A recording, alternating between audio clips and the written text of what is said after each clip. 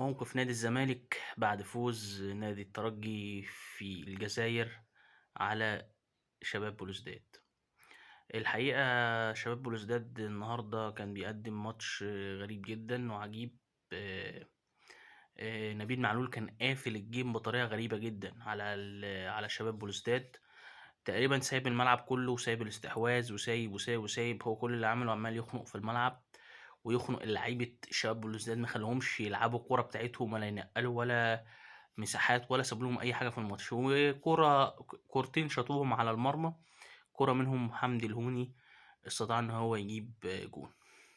الحقيقه اللي ما كناش نتمنى طبعا ان فرقه من الفرقتين تكسب، كنا نتمنى ان الفرقتين يتعادلوا والماتش يخلص تعادل، لان ده هيساعد الزمالك في المجموعه. طبعا بعد فوز الترجي ما قدامناش حل تاني غير ان احنا نكسب. لازم نكسب ماتش